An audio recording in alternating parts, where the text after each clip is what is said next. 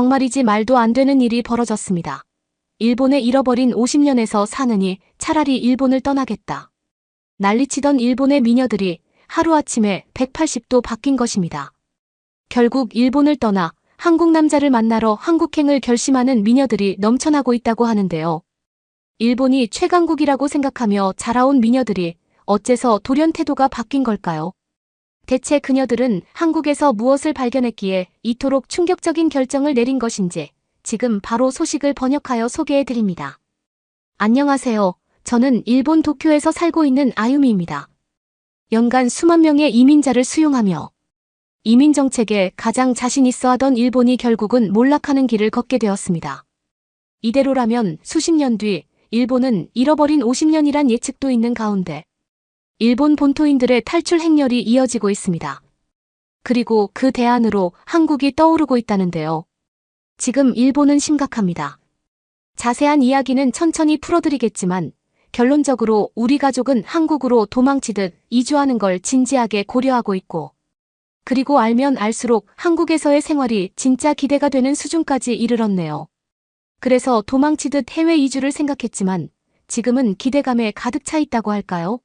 사실 우리는 그동안 일본이 지구상에서 가장 살기 좋은 나라라고 생각하면서 살았죠. 미국이라는 거대한 경제 동맹 안에 묶여있는 일본이 미국의 경제력은 그대로 누리지만 미국이 겪고 있는 인종 문제 수많은 갈등에서는 벗어나 있다고 생각했거든요. 일본 정도면 세계 1위 수준에 살고 싶은 나라라는 생각으로 수십 년을 살아왔어요.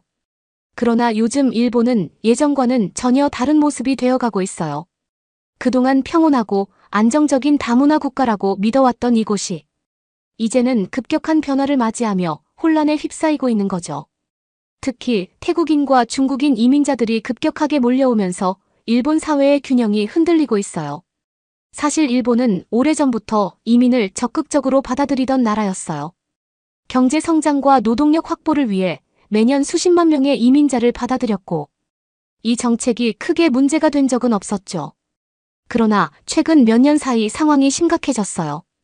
한 해 8만 명 이상의 이민자들이 몰려들면서 기존 일본인들이 체감하는 변화의 속도가 과거와는 비교할 수 없을 정도로 빨라진 거예요. 특히 태국인들과 중국인들의 대규모 유입이 사회에 미치는 영향이 너무 크다는 점이 문제로 떠오르고 있어요. 단순한 문화적 다양성을 넘어 도시 구조 자체가 바뀌고 기존의 일본식 생활 방식이 빠르게 밀려나고 있다는 불안감이 커지고 있죠. 지역에 따라서는 몇 년 전까지만 해도 일본 고유의 정서가 남아있었던 곳들이 이제는 완전히 다른 나라처럼 변해버렸어요. 도시의 풍경부터 바뀌기 시작했어요. 도쿄 같은 주요 대도시는 더 이상 전통적인 일본의 모습이 아니에요. 거리의 간판들은 일본어보다 중국어와 태국어가 더 많이 보이고 상점의 분위기도 일본 문화보다는 태국이나 중국의 문화에 더 가까운 모습으로 바뀌고 있어요. 그리고 이 문제는 단순한 문화적 변화에서 끝나지 않아요. 집값 폭등, 임금 정체 과밀화 문제, 그리고 기존 일본인들과 신입 이민자들 간의 갈등이 점점 심각해지고 있어요. 일본 정부는 이런 문제를 해결하기 위해 골머리를 앓고 있지만 이미 통제하기 어려울 정도로 상황이 악화되었다는 게 실질적인 현실이에요. 이제 일본은 예전처럼 여유롭고 살기 좋은 나라가 아니라 급격한 인구 변화와 경제적 부담 속에서 새로운 정체성을 찾고 있는 나라가 되어가고 있다는 걸 실감하고 있어요. 이 수많은 사람들이 갑자기 몰려들면서 그들이 모두 각자 거주할 집을 찾아 나서다 보니 집값이 폭등하고 월세가 치솟으며 생활비 전반이 급격하게 올라가는 현상이 벌어졌어요. 2년 전만 해도 상대적으로 안정적이었던 일본의 주거 비용이 이제는 감당하기 어려울 정도로 급등한 거죠. 원래도 집값이 높은 도쿄 같은 대도시에서는 이제 중산층조차도 집을 사는 것은 고사하고 제대로 된 월세 아파트를 구하는 것도 어려운 상황이 됐어요. 한때 여유롭고 살기 좋은 나라라고 불렸던 일본이 이제는 부동산 문제로 인해 생활이 피폐해지는 나라가 되어가고 있다는 걸 피부로 실감하고 있어요. 문제는 주거 비용만이 아니었어요. 학생들이 하기 좋은 아르바이트 자리조차 이민자들이 대거 유입되면서 그 자리마저 차지해버리면서 기존 일본인들이 설 자리를 점점 잃어가고 있다는 점이 더 심각했어요. 보통 학생들이 쉽게 할 수 있는 서비스직 패스트푸드 판매직 카페, 종업원 식당 서빙 같은 단순한 일들은 이제 거의 태국인들이 장악한 상태예요.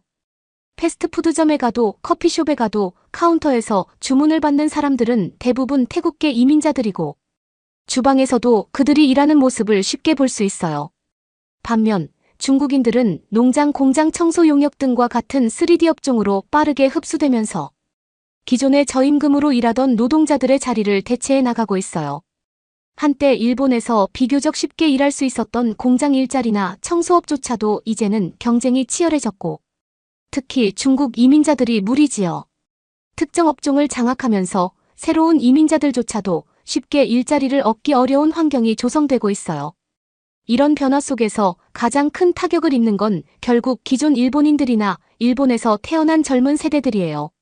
학비를 벌기 위해 아르바이트를 하려 해도 더 낮은 임금에도 기꺼이 일하려는 이민자들 때문에 기회 자체가 사라져버렸어요. 이제는 단순한 경제적 변화가 아니라 기존 사회 구조 자체가 바뀌고 있는 느낌이에요. 내가 알던 일본은 이제 더 이상 존재하지 않는 듯했고 상황은 더 심각해질 것이라는 불안감이 커지고 있어요.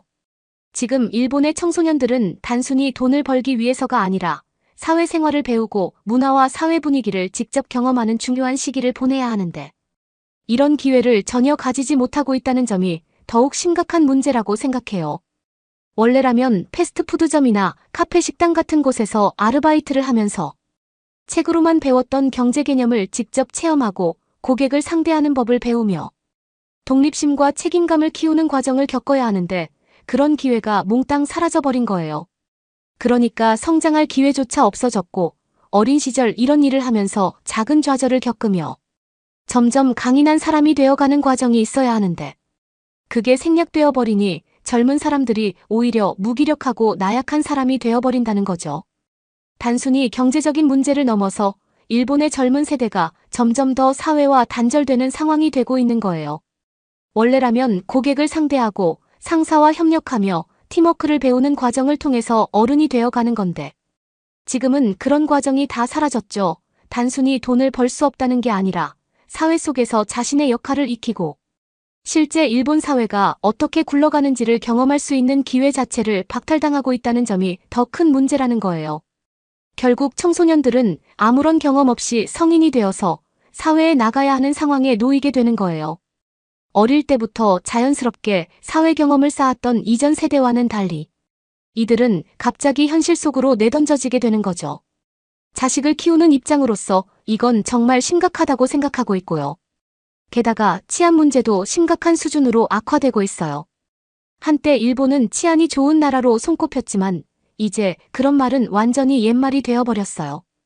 예전에는 대도시에서도 늦은 밤 혼자 거리를 걸어도 큰 걱정을 할 필요가 없었고 밤이 되면 오히려 조용하고 평온한 분위기가 형성되던 곳이었죠. 하지만 지금은 전혀 다른 모습이에요.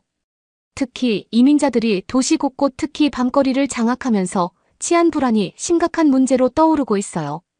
이제는 조금만 방심해도 자칫 끔찍한 일을 당할 수도 있다는 공포가 현실이 되어버렸어요. 실제로 강도, 절도, 폭행 같은 범죄가 기하급수적으로 증가했고 그 피해를 입는 사람들도 계속 늘어나고 있어요. 뉴스를 통해 그런 소식을 접할 때마다 예전 같았으면 충격적인 사건으로 떠들썩했을 텐데 이제는 그냥 또 그런 일이 있었구나 하는 반응이 나올 정도로 일상이 되어버렸다는 게 가장 큰 문제예요. 과거에는 한 번이라도 범죄 사건이 발생하면 큰 사회적 반향이 있었고 정부와 경찰도 강력하게 대응했어요. 하지만 지금은 너무 많은 사건이 연이어 터지면서 사람들도 점점 무감각해지고 있는 분위기예요. 예전 같았으면 시민들이 적극적으로 문제를 제기하고 정부도 빠르게 대응했겠지만 지금은 그냥 밤에는 나가지 않는 게 답이라는 식의 체념이 확산되고 있어요. 특히 밤거리는 이제 더 이상 안전한 공간이 아니에요. 조용하고 한적했던 거리들이 어느새 낯선 분위기로 바뀌었고 어두워진 후에는 마음 놓고 돌아다니는 것이 점점 더 어려워졌어요. 한때 일본의 가장 큰 강점 중 하나였던 안전한 환경이 이제는 흔적도 없이 사라져버린 거죠. 이런 현실을 매일같이 체감하다 보니 이제는 이곳에서 가족과 함께 계속 살아갈 수 있을까? 하는 의문이 들기 시작했어요. 그리고 그 대안으로 떠오른 곳이 바로 한국이었어요. 사실 처음부터 한국만을 고집하며 고려했던 건 아니었어요. 처음에는 일본처럼 치안이 좋은 나라들을 우선적으로 찾아봤고, 당연히 선진국이라는 타이틀이 있는 국가들 안에서 모든 나라들을 고려해봤어요. 일본이 한때 세계에서 가장 살기 좋은 나라로 평가받았던 것처럼 이주를 결정하는 데 있어 가장 중요한 요소는 안전한 환경과 우수한 삶의 질이었어요. 솔직히 유럽은 그다지 상황이 좋지 않다고 생각했어요. 처음에는 유럽 국가들도 고려해봤지만 점점 더 영 좋지 않다는 생각이 들었어요. 치안 문제도 심각하고 세금 문제도 너무 부담스러웠어요. 유럽에서는 기본적인 생활을 영위하는 데조차 상당한 세금 부담이 따르는데 우리 가족이 유럽으로 이주한다면 그동안 모아놓은 자산을 생각보다 빠르게 잃어버릴 수도 있겠다는 불안감이 들었어요. 프랑스, 독일 같은 전통적인 선진국들도 점점 사회 불안이 커지고 있었고 이민자 문제와 경제 침체까지 겹쳐서 지금 유럽으로 가는 게 과연 좋은 선택일까? 하는 의문이 점점 커졌어요. 또한 도시국가인 싱가포르와 홍콩도 고려 대상에서 제외했어요. 두 나라 모두 경제적으로는 매우 발전했고 치안도 뛰어난 편이지만 기후가 너무 극단적이고 작은 면적 안에서 갇혀 사는 느낌을 받으며 살아야 한다는 점이 걸렸어요. 싱가포르는 연중 내내 무더운 날씨에 습기가 많아서 가족들이 적응하기 어려울 것 같았고 홍콩은 이미 너무 포화된 도시 환경과 높은 생활비로 인해 정착하는 게 쉽지 않을 거라는 결론으로 도시국가는 제외했습니다. 그래서 자연스럽게 한국과 터키를 고려하게 되었고 두 나라를 비교하게 되었어요. 두 나라 모두 세계적으로 손꼽히는 치안 수준을 자랑하고 있고 사회적으로도 안정된 국가들이었어요. 터키는 전통적으로 안전한 나라로 알려져 있었지만 요즘은 경제적으로 정체되어 있다는 점이 가장 큰 걸림돌이었어요. 반면 한국은 경제적인 잠재력과 성장 가능성이 터키보다 훨씬 앞서 있다는 점이 크게 작용했어요. 한국의 경제는 여전히 빠르게 성장하고 있고 첨단 기술 혁신 산업 글로벌 경쟁력 측면에서 미래가 더욱 밝다고 판단했어요. 결국 우리 가족은 여러 가지 요소를 비교해 본 결과 당연히 그리고 자연스럽게 한국을 선택할 수밖에 없었다는 거예요. 단순히 치안이 좋다는 것뿐만 아니라 미래를 생각했을 때도 한국이 더 많은 기회를 제공할 수 있는 나라라는 확신이 들었거든요. 안정적인 사회 환경과 더불어 앞으로도 계속 발전할 가능성이 있는 곳. 그것이 우리가 한국을 최종 선택하게 된 결정적인 이유였어요. 그리고 한국을 알고 공부하고 자료들을 찾아볼수록 생각했던 것보다 훨씬 매력적인 나라라는 걸 깨닫게 되었어요. 단순히 치안이 좋고 경제가 성장하는 나라라는 것만이 아니라 삶의 질과 미래를 위한 선택지로서도 한국이 훨씬 우수하다는 점이 확실해졌어요. 특히 자녀 교육을 고려했을 때 한국이 가진 강점이 두드러졌어요. 한국에는 터키보다 우수한 국제학교들이 많이 갖춰져 있었고 글로벌 교육 환경도 매우 발달해 있었어요. 단순히 외국인을 위한 학교만이 아니라 한국의 교육 자체가 수준이 높고 경쟁력이 강하다는 점도 긍정적으로 다가왔어요. 물론 한국의 교육이 치열하다는 점도 알고 있었지만 그것이 곧 우수한 인재를 길러내는 원동력이 된다는 점을 생각하면 우리 아이들에게 더 나은 미래를 준비해 줄 수 있는 환경이 아닐까 하는 희망이 생겼어요. 물론 우려 또한 있어요. 엄청나게 높은 수준의 생존 경쟁을 한국의 학생들이 하고 있다는 걸 알고 있기는 한데요. 한국으로 가서 아이가 직접 치열한 경쟁을 경험하고 좌절도 맛보고 그 좌절을 딛고 성장하는 과정을 겪게 하는 것이 더 좋은 선택이라고 생각하기로 했습니다. 한국은 분명 경쟁이 치열한 사회이지만 그 치열함이 곧 사람을 단련시키고 성장할 수 있는 환경을 만들어준다는 점에서 긍정적으로 바라보고 있어요. 단순히 보호받으며 자라는 것보다 스스로 부딪히고 깨지면서 성장하는 것이 더 중요한 시기가 분명히 존재하니까요. 부모로서 저는 그런 과정에서 아이가 힘들어할 때 적절하게 지도해주고 좌절을 극복하는 법을 가르쳐줄 생각이에요. 힘든 순간이 오겠지만 그것을 어떻게 받아들이고 성장할지에 대한 방향을 제시해주는 것이 부모의 역할이라고 생각하기 때문이죠. 일본에서는 경험하지 못했던 현실적인 경쟁과 생존의 의미를 배우면서 더 강하고 독립적인 사람이 되는 계기가 될 거라고 확신해요.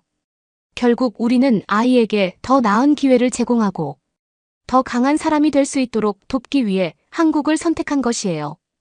단순한 이민이 아니라 새로운 기회와 더 나은 환경을 찾아가는 선택이었어요. 그리고 도시 환경을 비교해 봤을 때도 한국은 터키와는 완전히 다른 방향으로 발전해왔다는 걸 알게 되었어요. 터키는 여전히 30년 전에 설계된 구도심을 중심으로 발전하고 있는 반면 한국은 최신식 도시 계획을 바탕으로 빠르게 변화하는 나라였다는 거죠. 새로운 기술과 트렌드에 맞춰 스마트 도시를 구축해 나가고 있었고 교통 인프라 편의시설 등 모든 면에서 훨씬 체계적으로 설계된 모습이었어요.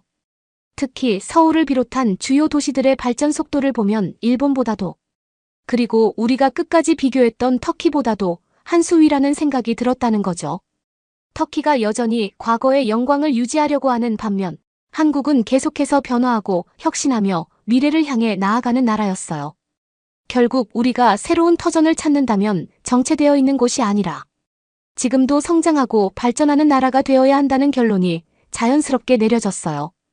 그리고 그런 기준에서 봤을 때 한국이야말로 우리가 원하는 모든 조건을 갖춘 나라라는 확신이 들었어요. 그리고 한국의 주거 환경은 세계에서 손꼽힐 만큼 훌륭하다는 평가를 받고 있었어요. 단순히 깨끗하고 현대적인 아파트가 많다는 것이 아니라 주거 공간 자체의 기술력과 거주 환경의 질이 세계 최고 수준이라는 점이 인상적이었어요. 특히 한국은 지진이 자주 발생하는 나라가 아님에도 불구하고 콘크리트로 튼튼하게 건축된 건물들이 많다는 점이 매력적이었어요. 터키처럼 지진 위험이 높은 나라에서는 아무래도 무너져도 저렴하게 수리가 가능한 목조 주택이 선호되는 듯하지만 한국은 안정적인 지반 위에 고층 건물까지 철근 콘크리트로 튼튼하게 짓기 때문에 내구성 면에서도 훨씬 뛰어나다는 평가가 있었어요. 무엇보다 한국의 주거 환경이 다른 나라들과 비교했을 때 가장 독보적인 부분은 단열과 난방 시스템이었어요. 지금 전 세계적으로 에너지 효율을 중요하게 여기면서도 고급 주택에서나 볼 수 있는 최첨단 단열 기술과 냉난방 시스템을 한국에서는 일반적인 아파트에서도 기본적으로 적용하고 있다는 걸 알게 되었죠. 게다가 한국식 바닥 난방의 온돌은 전 세계에서도 유례를 찾기 어려운 가장 효율적이고 쾌적한 난방 시스템이라는 점이 큰 장점이었어요. 사실 일본에서도 난방 시스템이 잘 갖춰져 있지만 기본적으로 중앙난방 방식이기 때문에 공기만 데우는 방식이라 건조함이 심하고 실내에서도 두꺼운 옷을 입어야 하는 경우가 많지만 반면 한국의 바닥 난방은 집 전체를 골고루 따뜻하게 해주기 때문에 한겨울에도 실내에서 가볍게 생활할 수 있다는 점이 무척 인상적이었어요. 특히 한국의 겨울 날씨는 습도를 머금고 있어 체감상 미친 듯이 추운 편이지만 실내에서는 그런 생각을 잊을 정도로 따뜻하고 쾌적하다는 점이 일본인들에게도 강한 인상을 주고 있었어요. 한국에 정착한 일본인들이 한국의 겨울은 밖에서는 춥지만 실내는 완벽하다고 말하는 이야기를 보면서 더욱 관심이 가더라고요. 이런 환경적인 요소까지 고려했을 때 한국이야말로 가장 쾌적하게 살 수 있는 나라라는 확신이 점점 더 강해졌어요. 그래서 우리는 일본에서의 자산을 처분하고 그 돈으로 서울의 아파트를 매수할 계획을 세웠어요. 한국의 부동산 시장을 조사하면서 예상보다 높은 집값에 놀라기는 했지만 그래도 다행히 우리가 서울의 아파트를 매수할 수 있을 만큼의 자본을 가지고 있다는 점에서 안도했어요. 많은 외국인들이 한국으로 이주하고 싶어도 집을 마련하는 것이 쉽지 않다는 이야기를 들었는데 우리는 비교적 수월하게 정착할 수 있다는 것이 얼마나 다행인지 새삼 깨닫게 되었어요. 그리고 남편의 직장 역시 한국에서 새롭게 구하는 것이 어렵지 않다는 건데요. 처음에는 해외에서 한국으로 넘어가 새로운 직장을 찾는 것이 쉽지 않을까 걱정했지만 막상 알아보니 한국은 IT 기반의 회사들이 많고 국제적인 인재를 필요로 하는 기업들도 상당히 많다는 점을 알게 되었어요. 특히 한국은 첨단 기술 소프트웨어, 인공지능, 반도체, 바이오테크 등 다양한 산업군에서 글로벌 경쟁력을 갖춘 기업들이 빠르게 성장하고 있어 그런 환경에서 외국인 전문가들을 적극적으로 채용하고 있다는 점이 인상적이었어요. 취업이 쉬운 나라로 알려진 싱가포르조차도 사실 금융 분야의 인재 채용이 집중되어 있고 특정 산업군에만 기회가 몰려있는 반면 한국은 정말 다양한 분야에서 인재를 필요로 하고 있다는 걸 이번 기회를 통해 깨닫게 되었어요. 한국은 단순히 경제 규모가 큰 나라가 아니라 산업 전반에 걸쳐 혁신을 주도하고 있으며 미래를 향해 빠르게 성장하고 있는 나라였어요. 게다가 일본보다 인구도 많기 때문에 더 많은 산업이 활성화될 수 있는 구조라는 점도 확실한 차이였어요. 이제 우리는 모든 것을 정리하고 올해 안에 한국으로 떠납니다. 미국에서의 새로운 삶이 어떤 모습일지 기대가 크지만 무엇보다도 더 나은 환경에서 가족이 함께 안정적으로 살아갈 수 있다는 사실에 감사한 마음이 들어요. 일본에서 우리가 누리지 못했던 것들, 그리고 점점 잃어가고 있던 안정감과 미래에 대한 확신을 한국에서 다시 찾을 수 있기를 바라면서 이제 새로운 시작을 준비하려고 합니다. 그동안 우리의 이야기를 읽어주신 모든 분들께 감사드리며 우리 가족의 안녕을 기원해주세요. 이제 우리의 미래는 한국에서 펼쳐집니다. 구독과 좋아요 부탁드리며 사연자분께 전하고 싶은 말씀이 있으시면 남겨주시면 전달해드리겠습니다. 그러면 더욱 감동적인 다음 사연으로 넘어가겠습니다. 안녕하세요. 저는 러시아의 모스크바에 살고 있는 세이렌이라고 해요. 저는 제가 어렸을 때부터 지금까지도 1순위로 존경하는 아버지와 함께 살아가고 있어요. 저희 아버지는 러시아의 유명한 장군 출신이세요. 어렸을 때 어머니가 돌아가시고 나서부터 저는 아버지와 쭉 함께 살아오면서 저도 모르게 아버지와 같은 멋진 군인이 되고 싶다는 꿈을 꾸게 되었어요. 아버지는 자랑스러워하시면서도 많이 걱정을 하시기도 했지만 저는 굳건하게 꿈을 이뤄 나가기 위해 노력했죠. 그리고 마침내 군인이 되고 장교가 되었을 때 아버지의 얼굴을 잊을 수가 없어요. 엄청 북받쳐 오르시는 듯한 눈빛이셨거든요. 아직도 그때의 아버지의 얼굴이 눈에 선해요. 아버지는 어렸을 때부터 항상 군인 시절 이야기를 들려주시는 걸 좋아하셨어요. 심지어는 저희 할아버지도 군인 출신이셨거든요. 저희 집안이 3대째 군인인 집안이라고 할 수가 있겠네요. 아버지는 명예를 굉장히 중요해 하셨어요. 그러기 위해서는 과거의 역사들을 잊어서는 안 된다고 하셨죠. 그러면서 이야기를 해주시면서 거슬러 올라가다 보면 항상 한국이라는 나라를 언급하시고는 했어요. 한국과 저희는 역사적으로 한민족이며 같은 뿌리라고 항상 이야기를 하셨죠. 너무나도 과거의 역사 이야기를 듣는 것 같아 솔직히 좀 지루했어요. 말 타면서 활 쏘던 그 시절의 이야기들이었거든요. 항상 아버지는 한국의 고구려와 돌고래 동맹 관계는 중요한 일로서 비문에 적혀 있었단다. 돌고래 비문에서는 고구려와의 형제 동맹에 대해 고구려를 백클리라고 불렀다고 해 우리가 형제라는 증거지. 가끔은 너무 재미없는 이런 이야기를 자주 하시니까 짜증이 날 때도 좀 있었어요. 하지만 아버지는 저 이야기를 하실 때 항상 반짝이는 눈으로 이야기하셨어요. 그래서 최대한 듣는 척을 하곤 했죠. 그리고 한 귀로 흘려도 이제는 너무 많이 들어서 그냥 외웠을 정도예요. 하지만 지금의 아버지는 많이 달라지셨어요. 오늘 제가 아버지 방에 들어섰을 때 커튼 사이로 부드럽게 스며드는 햇살이 아버지의 연로하신 얼굴을 따스하게 비추고 있었죠. 아버지는 저를 보시곤 지그시 미소를 지어주셨어요. 지난 몇 년간 아버지의 건강이 많이 안 좋아졌다는 것을 알고 있었지만 다행히 아버지의 정신은 여전히 예전처럼 강인하셨어요. 우리 딸 아버지가 속삭이듯 말씀하셨어요. 이리 와서 아빠 곁에 앉아주겠니? 저는 아버지 침대 곁으로 다가가 아버지가 편안하게 기댈 수 있도록 등 뒤에 베개를 조심스럽게 정리하며 옆에 앉았어요. 러시아 군인으로서 저는 수많은 어려움과 역경에 맞서왔지만 한때 강력한 장군이셨던 아버지가 예전의 모습을 잃어가며 힘겨워하는 모습을 보는 건 저에게 그 어떤 상황이나 역경보다도 힘든 일이었어요. 무슨 일이세요? 제가 아버지의 손을 잡으며 여쭤봤어요. 필요한 거 있으세요? 아버지는 힘없이 미소 지으셨어요. 따라 몰랐겠지만 아빠가 항상 살아생전 꼭 해보고 싶었던 게 있었단다. 저는 아버지의 목소리에서 느껴지는 진지함에 저는 궁금증을 느끼며 아버지께 더 다가갔어요. 뭐예요? 아버지, 제가 다 들어드릴게요. 한국에 가보고 싶구나. 아버지가 그리움에 젖은 목소리로 말씀하셨어요. 더 늦기 전에 우리와의 형제 동맹을 맺은 땅.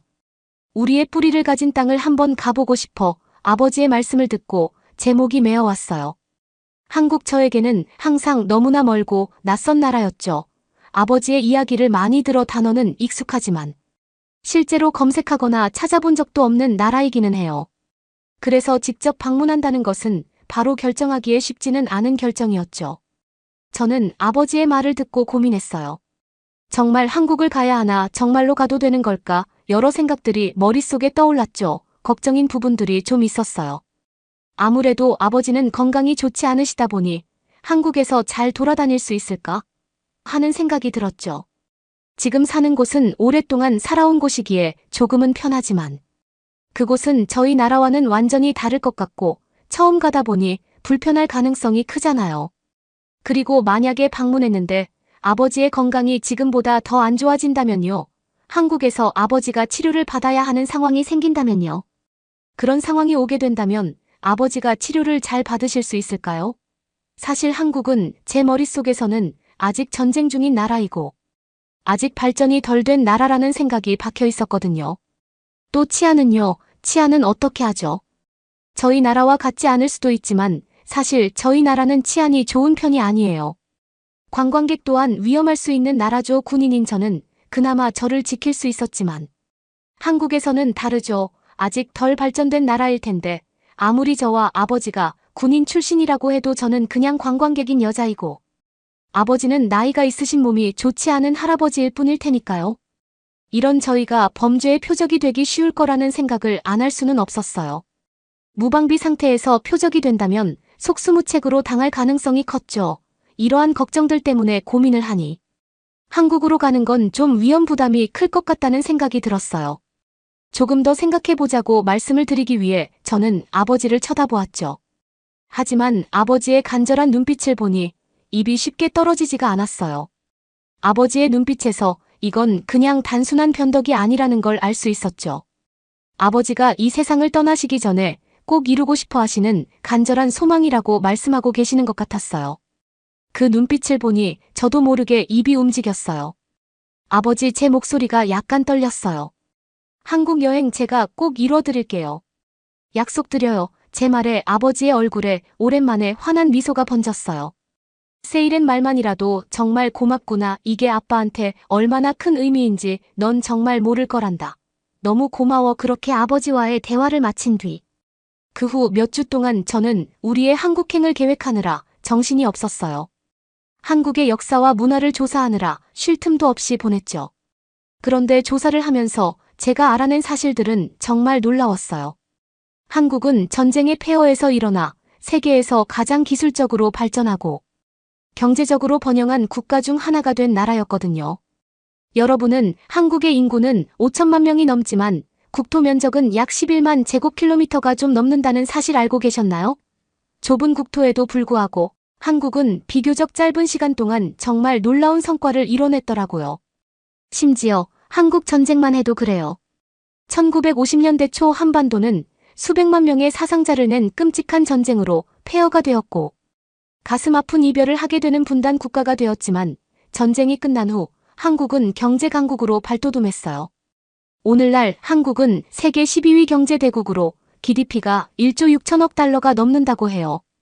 불과 몇 세대 전의 모습을 생각하면 정말 놀라운 성과죠. 저는 자료를 더 찾아보면서 한국의 풍부한 문화유산에 대해서도 알게 됐어요. 서울의 고대 궁궐부터 시끌벅적한 시장과 활기 넘치는 축제에 이르기까지 찾아보면 찾아볼수록 탐험하고 체험할 게 너무나 많더라고요. 특히 한국어의 독특한 문자인 한글과 그 운율이 정말 매력적이었어요. 16세기에 세종대왕이 백성들의 문맹을 퇴치하기 위해 한글을 창제했다는 사실 알고 계셨나요? 기존에 사용되던 한자는 대부분의 사람들이 배우기에는 너무 복잡했거든요. 하지만 그중 저를 가장 감동시킨 건 한국 사람들의 유대감이었어요. 제가 찾아본 모든 자료에서는 어른에 대한 깊은 공경심, 강한 가족애, 그리고 손님을 위해서라면 무엇이든 하려는 자세에 대해 말하고 있더라고요. 우리 러시아 문화에서도 가족과 공동체가 삶의 중심이 되잖아요. 그래서 알면 알수록 한국 문화가 왠지 낯설지 않게 느껴졌어요. 시간이 흐르면서 저는 우리의 여행을 위해 필요한 모든 준비를 끝마칠 수 있었어요. 비자를 받고 숙소를 예약하고 아버지를 위한 의료 지원도 최대한 확보했죠. 정말 벅찬 과정이었지만 저는 계속해서 아버지의 눈빛을 떠올리며 어떻게든 해내겠다는 다짐을 했었거든요. 저는 한다면 하는 성격이기도 하고요. 마침내 몇 달에 걸친 준비 끝에 우리의 출발 날짜가 다가왔어요. 온통 하얀 건물로 도배되어 있는 모스크바를 떠나면서 제가 아버지를 차에 모시고 출발했을 때 아버지의 얼굴에 기대감과 설렘이 가득 배어 있는 게 보였죠. 쇠약해진 건강에도 불구하고 아버지는 마치 새 삶을 얻은 것처럼 보이셨어요. 저희는 정말 긴 여정 끝에 서울에 도착했어요. 여러 번 비행기를 갈아타고 낯선 도시들을 거쳐야 했죠. 하지만 그 모든 과정 동안 아버지는 흔들림 없이 앞만 보고 계셨어요. 마침내 비행기가 인천국제공항에 도착해 아버지와 함께 걸어 나오면서 저는 크게 심호흡을 했어요. 아버지께서 설레하시는 표정을 보니 뿌듯하고 행복하기도 했지만 한편으로는 많은 변수들이 있을 것이라는 생각에 긴장이 되었거든요. 하지만 최대한 아버지에게 그런 모습을 보이지 않기 위해 함께 웃으면서 공항 안으로 향했어요. 그런데 이게 무슨 일인가요? 공항 안에 들어서자마자 저는 깜짝 놀라고 말았어요. 공항은 너무나도 컸거든요. 무슨 놀이동산 같다는 생각까지 들더라고요. 바닥은 너무나도 깨끗해서 먼지 하나 보이지 않는 수준이었어요. 바이러스나 벌레 같은 건 들어오지도 못할 것 같더라고요. 그리고 편의 시설들도 최고였어요. 많은 콘센트와 편한 의자들이 즐비해 있었고 맛있는 냄새를 풍기는 깔끔한 인테리어들의 상점들이 입점해 있었죠. 또 면세점은 거의 백화점 마냥 크게 있더라고요. 이런 모습들을 보면서 감탄하며 입국 수속을 밟았어요. 직원분들도 엄청 친절하시더라고요. 계속해서 눈과 고개를 돌리면서 사람들을 탐색하고 도움이 필요한 사람이 있어 보이면 누구보다 빨리 달려가더군요. 그런 모습에 저는 감탄을 할 수밖에 없었어요. 시스템 또한 너무나도 효율적이고 빨랐으며 금방 짐까지 찾고 나올 수 있었어요. 이런 모습을 보면서 어쩌면 제가 했던 걱정들이 다 쓸모없는 것일 수도 있겠다는 생각이 들었어요. 이곳의 사람들은 모두 자유로워 보였고 행복해 보이기도 했으니까요. 그런데 게이트를 나서기 전 아버지가 잠시 앉았다 가자고 하시더군요. 그래서 저희는 가까운 의자에 잠시 앉게 되었어요. 아버지는 앉아서 믿을 수 없다는 듯이 공항 안을 조용히 둘러보시더니 갑자기 무릎을 꿇고 바닥을 만지시더라고요. 제가 깜짝 놀라 아버지를 일으켜 세우려고 하자 아버지는 말씀하셨어요. 드디어 왔구나. 저는 깜짝 놀랐어요. 아버지께서 제가 한 번도 보지 못한 눈물을 흘리고 계셨거든요.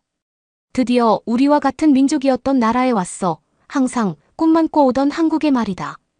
너무너무 믿을 수가 없구나. 아버지는 북받쳐 오르는 듯이 눈물을 흘리시며 믿을 수 없다는 듯 공항 바닥에 손을 대고 계셨어요. 저는 지금은 아버지를 잠시 내버려두는 것이 맞다고 생각했어요. 몇몇 사람들이 쳐다보며 가기는 했지만 그건 아무 상관이 없었죠. 지금은 아버지께서 충분한 시간을 가지시는 게 가장 중요했으니까요. 사실은 왜 이렇게까지 한국에 오고 싶으셨을까? 지금도 이해는 안 가지만 아버지의 꿈이었다는 게 가장 중요하다고 생각해요. 마침내 아버지께서 일어나시고 진정이 좀 되었을 때 저희는 공항 밖으로 나섰어요. 아버지의 몸이 좋지 않으시다 보니 택시를 잡게 되었죠. 택시를 잡고 짐을 싣고 저희는 예약한 숙소로 향했어요. 숙소로 향하는 동안 저는 제 눈을 믿을 수가 없었어요. 택시 안에서 본 서울은 현대적인 높은 빌딩들과 거리를 가득 메운 활기로 가득했거든요. 하지만 화려함 속에서도 고즈넉한 공원 고대 사찰 시간이 멈춘 듯한 골목길 같은 평화로운 공간도 보이더라고요. 저희 러시아의 수도와는 너무나도 대조되는 풍경이었어요. 아시는 분들이 계실지 모르겠지만 저희 나라는 독재 국가예요. 저희 대통령은 하얀색이 운이 있다고 믿고 있고 결국 저희 수도를 하얀 도시로 만들어버렸죠. 장기 집권을 하게 되면서 하얀 대리석으로 모든 건물을 짓게 했으며 자동차도 하얀색 차만 타고 다닐 수 있어요. 하지만 이곳 서울은 달랐어요. 건물 색도 다 달라보는 눈도 즐거웠으며 차의 색도 다 달랐죠. 자신의 개성을 살린 차들도 몇몇 보이더라고요. 이런 풍경은 신기해서 저는 눈을 동그랗게 뜨고 창문 밖을 계속해서 구경했어요. 옆을 보니 아버지도 저와 똑같이 밖을 보고 계시더라고요. 우리가 호텔로 향하는 동안 저는 경이로움과 경외감에 사로잡혔어요. 저희가 아버지가 오랫동안 그리워하신 나라의 땅을 진짜로 밟고 있다는 게 믿기지 않기도 했고 제 예상과는 너무 다른 서울의 모습에 매우 놀라기도 했고요. 그 후 며칠 동안 저와 아버지는 한국의 볼거리와 소리맛에 푹 빠져들었어요. 웅장한 경복궁을 방문해 화려한 건축 양식과 깊은 역사를 감상하고 명동 거리를 활보하며 길거리 음식을 맛보고 장난을 치며 가벼운 쇼핑을 즐기기도 했죠. 가장 인상 깊었던 건 사람들과 교감했던 순간들이에요. 현지인들의 따뜻한 미소, 상인들의 친절한 도움, 그리고 우리의 이야기에 보여준 진심. 어린 관심까지 우리를 가로막는 거리와 문화적 차이에도 불구하고 우리에게 얼마나 많은 공통점이 있는지 깨달았죠.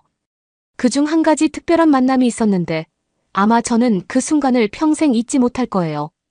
그 만남은 우리가 작은 식당에서 메뉴를 이해하지 못하고 있을 때 일어났어요. 그때 노부부 한 분이 우리 테이블로 다가오셨죠. 그 부부는 부드러운 눈빛으로 웃으시며 저희가 메뉴를 고르는 걸 도와주셨어요.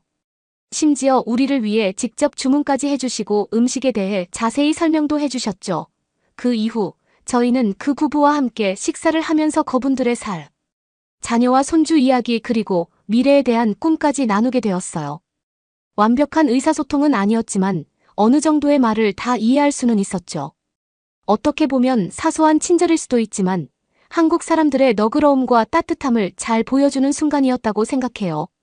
한국에 머무는 내내 저는 아버지의 눈빛에서 새로운 경험을 즐기시는 모습을 볼 수 있었어요. 서울의 현대적인 풍경에 감탄하시면서도 고대 사찰과 조용한 정원에서 잠시 사색에 잠기기도 하셨죠. 평생을 나라에 헌신하신 분에게 이 여행은 정말 특별한 선물이자 오랫동안 알고 싶어 하셨던 자신에 대해 더 알아가는 기회였던 것 같아요. 그리고 또 한 번 놀라운 풍경을 목격한 적이 있었어요. 저희는 청와대를 관람을 하게 되었어요. 지금은 거처를 옮겼지만 그래도 멀지 않은 과거에는 대통령이 지내던 곳이었죠. 저는 혹시 몰라 핸드폰과 사진기는 모두 가방에 넣고 들어갔어요. 개방을 한 것도 신기한데 아무리 아무도 없다 해도 설마 사진을 찍을 수 있게 하겠어요. 그런데 이게 무슨 일일까요? 들어가니 모든 관광객들이 너나 할 것 없이 사진을 찍기 위해서 포즈를 취하고 있지 않겠어요. 저희 러시아에는 관공서 사진 촬영이 금지되어 있어요. 심지어는 그렇지 않은 곳에서도 가끔 제지를 당할 때가 있는데 아무리 지금 대통령실이 아니더라도 과거 대통령이 머물던 곳을 완벽하게 개방하고 사진과 영상 촬영까지 한다니요. 아버지와 저는 눈이 땡그레진 채로 사람들을 쳐다보았어요. 아버지, 저희도 여기서 사진 한 장 찍어요. 제가 용기를 내어 미소를 지으며 말했죠. 정말 찍어도 될까? 아버지께서 걱정하시면서 말씀하셨어요. 그럼요, 다들 찍고 있잖아요. 예쁘게 한 장 찍어요. 제가 아버지를 1층에 마련되어 있는 포토존으로 안내하며 말했어요. 그런데 아버지 사진을 예쁘게 찍어드린 뒤 만족해하며 이동하려고 할 때였어요. 누군가 저에게 말을 걸었죠.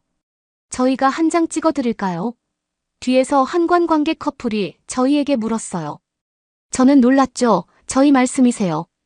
제가 물었어요. 내 가족 같으신데 같이 찍으면 좋잖아요. 괜찮으시다면 저희가 한 장 찍어드릴게요. 순간 저는 조금 의심했어요. 내 카메라를 훔쳐가려는 건가, 꿍꿍이가 있는 건가 하지만 순간 한국에서 아버지와 둘이 찍은 사진이 한 장도 없다는 것이 후회가 될지도 모른다는 생각이 들었어요. 네, 그럼 부탁드릴게요. 감사합니다. 저는 그 커플을 믿기로 하고 사진기를 넘긴 뒤 아버지의 옆으로 갔죠. 왠지 모르게 눈물이 날 것 같았어요. 또다시 이런 날이 올 수 있을까 하는 생각이 들더라고요. 아버지의 옆으로 가자 아버지는 미소를 지어주시면서 제 어깨를 감싸 안아주셨어요. 저희는 환하게 웃으며 사진을 찍었죠. 커플은 사진을 몇 번 찍더니 다 찍었어요. 라고 하더군요. 저는 냉큼 달려가 카메라를 받고 말했어요. 감사합니다. 덕분에 한국에서 처음으로 아버지와 같이 사진을 찍어봐요. 저는 진심으로 감사함을 표했어요. 어머, 그럼 너무 아쉽죠. 다른 곳에서도 다른 사람들에게 많이 찍어달라고 하세요. 두 분 정말 너무 예쁘세요. 그분은 환하게 웃으시며 말했어요. 저는 너무나도 감동했어요. 아버지와의 첫 해외여행에서 처음으로 둘이 찍은 사진이라니 평생 간직하겠다고 다짐했죠. 어느새 제 옆으로 오신 아버지께서는 저와 같은 감정을 느끼고 계신 것 같았어요. 살짝 촉촉해진 눈으로 미소를 지으며 저를 바라보고 계시더라고요. 그렇게 저희는 청와대 구경을 마치고 밖으로 나와 다시 숙소로 향했어요. 가는 길에 믿을 수 없는 일들 투성이인 오늘을 다시 되새겨보았어요. 어쩜 그럴 수가 있을까요? 너무나도 따뜻한 사람들과 자유로운 분위기. 그리고 아버지와의 첫 여행에서 첫 가족 사진까지 정말 한국에서의 하루하루가 잊지 못할 추억이 되는 것 같았어요. 숙소로 올라가는 길에 아버지는 조용히 제 손을 잡고 걸으셨어요. 건강 때문에 천천히 걸으셨죠. 그게 너무 좋더라고요. 오늘따라 아버지의 걸음 속도가 너무 좋았어요. 아버지와 손을 잡고 걷는 이 길이 끝나질 않길 바랬죠. 그렇게 우리의 여행이 막바지에 이르렀을 때 아버지의 눈에서 평온함과 성취감이 느껴졌어요. 아버지가 하고 싶으셨던 일, 우리 조상의 땅을 보고 그들이 숨 쉬었던 공기를 마시는 걸 해내셨으니까요. 그리고 마지막 날 저희는 국립중앙박물관에 방문하기로 했어요. 옛날 삼국사기 시절부터 보존되어 온 많은 유물과 벽화가 전시되어 있는 곳이라는 것을 알았기에 아버지가 매우 좋아하실 것 같았거든요. 아침 일찍 도착한 국립중앙박물관은 생각보다도 훨씬 넓었어요. 하루 만에 보기에는 조금 무리가 있을 것 같더라고요. 그래도 천천히 저희는 구경을 시작했어요. 열심히 돌아보다 아버지께서 한 벽화 앞에서 걸음을 멈추셨어요. 고구려 고분벽화 기념 액자 앞이었죠. 벽화에서는 고구려 시절 말을 타고 활을 쏘면서 사냥을 하고 있는 고대 사람들의 모습들이 그려져 있었어요. 아버지는 그 앞에 한참을 머물러 계시더니 눈시울이 붉어지셨어요. 이거야. 이게 바로 우리가 한민족이라는 걸 뜻하는 게 아니겠니? 아버지께서는 한참을 앞에서 머무르시면서 자신이 머릿속에서만 그려왔던 모습이 실제로 보존되고 있는 모습을 보면서 감격하셨어요. 그런 아버지의 모습을 보니 저도 눈물이 핑 도는 것 같더라고요. 항상 꿈꿔오던 한국 방문에서 아버지가 이야기하시던 모습을 보고 있는 모습에 아버지는 여한이 없어 보이셨어요. 그리고 나서 저희는 다시 관람을 시작했어요. 또 이곳에서 조금 놀란 부분이 있었어요. 3층에 올라가자 세계문화관이라는 곳이 있더라고요. 들어가 보았더니 중앙아시아 전시 구간이 있었어요. 놀라웠어요. 심지어 저희 나라의 과거 견직물과 모자, 그리고 옷도 전시되어 있지 않겠어요. 그것도 한국에서 말이에요. 아버지는 이 구건에서 많은 감명을 받으신 듯 했어요. 조금 놀라신 것 같기도 하더라고요. 저 또한 그때 느낄 수 있었어요. 저희 나라와 한국이 형제의 나라 그리고 어쩌면 아버지의 말대로 같은 뿌리의 민족일 수도 있겠다고 말이죠. 그렇게 국립중앙박물관을 나오면서 아버지와 저는 겸허한 상태로 숙소로 향했어요. 오늘은 서울에서의 마지막 날이었고 저희 둘 다 아쉬운 마음을 감출 수가 없었죠. 그렇게 서울에서의 마지막 밤 우리가 호텔방에 앉아 있을 때 아버지가 눈물을 글썽이며 저에게 말씀하셨어요. 세일은 아빠의 꿈을 이뤄줘서 너무 고맙구나. 쉽지 않았을 텐데. 넌 나에게 너무나도 큰 선물을 주었어. 정말 고맙구나. 아버지는 말씀하시면서 저를 꽉 안아주셨어요. 저도 아버지를 꼭 안으며 눈물이 났어요. 아버지의 말씀과 깊은 감사의 마음이 저를 감쌌죠. 그 순간 저는 앞으로 어떤 어려움이 있더라도 우리가 만들어낸 이 추억만큼은 영원할 거라는 걸 알았어요. 저는 다시 러시아행 비행기에 탑승하면서 겪은 놀라운 여정을 되돌아봤어요. 짧은 시간이었지만 저희는 너무나도 많은 것을 얻고 간다는 생각이 들었거든요. 이제는 저 또한 한국에 대한 애정과 유대감이 생긴 게 확실했어요. 비행기가 러시아에 도착했을 때 저는 다양한 감정이 밀려오는 걸 느꼈어요. 한국으로의 여행은 우리에게 잊을 수 없는 경험이었고 제 영혼에 지울 수 없는 자국을 남겼죠. 저희가 다시 익숙한 뜨거운 햇살 아래 내렸을 때 저는 한국에 대한 향수와 그리움을 느낄 수밖에 없었죠. 아버지도 붐비는 공항을 걸어가시면서 깊은 생각에 잠겨 계신 것 같았어요. 걸음걸이가 평소보다도 더 느리고 신중했어요. 마치 매 순간과 순결을 음미하고 계신 것처럼요. 아버지도 이 여행이 아버지의 건강에 부담이 되었다는 걸 알고 있었지만 오랜만에 아버지의 눈빛에는 생기가 돌고 있었어요. 저희는 다시 일상으로 돌아오면서 저는 한국에서의 시간을 자주 되새기게 됐어요. 그 기억들은 마치 생생한 꿈처럼 제 머릿속에서 재생되었죠. 서울의 네온사인 김치찌개에서 피어오르는 연기 우리를 따뜻하게 대해준 노부부의 웃음소리까지 말이에요. 하지만 가장 인상 깊었던 건 우리 문화와 한국 문화의 놀라운 유사성이었어요. 경험을 되돌아볼수록 한국인들이 우리와 얼마나 많은 가치관과 전통을 공유하고 있는지 깨닫게 됐거든요. 가족의 중요성만 해도 그래요. 한국에서도 러시아에서처럼 가족은 사회의 기본 단위예요. 아이들은 어려서부터 어른을 공경하고 가족의 이익을 자신의 이익보다 우선시하도록 배우죠. 여행 중에 이런 모습을 수도 없이 봤어요. 지하철에서 젊은이들이 조부모님께 자리를 양보하는 모습, 식구들이 둘러앉아 밥과 국물 요리를 나누며 웃고 떠드는 모습까지요. 그리고 만두. 아버지와 집에서 저희의 음식 마트를 먹으면서 한국에서 먹었던 만두가 생각이 났어요. 비슷하고 생긴 것과 맛도 비슷했죠. 저도 모르게 먹으면서 피식 웃음이 났어요. 이렇게나 닮을 수가 있는 건가요? 진짜 형제 같다는 생각이 들 정도네요. 이외에도 정말 많은 것이 우리 러시아의 전통과 너무나 닮아 있었어요. 명절이나 축제 때 가족이 한데 모이고 작은 친절과 관용으로 어른들께 사랑과 존경을 표하는 모습 말이에요. 제가 특히 기억에 남는 일화가 하나 있어요. 아버지와 저는 관광을 마치고 호텔로 돌아가는 길을 헤매고 있었던 적이 있어요. 당황하고 곤란해하는 게 티가 났나 봐요. 그때 한 청년이 다가와서 도움이 필요한지 물어봐 주더라고요. 우리 사정을 설명하자 길을 가르쳐주는 것에 그치지 않고 직접 호텔까지 데려다 주겠다고 하시는 거예요. 가는 내내 서툰 영어로 우리와 대화도 나누면서 저희를 안심시켜 주었죠. 작은 친절이었지만 한국인들의 배려심과 관용에 대해 많은 걸 말해주는 행동이었어요.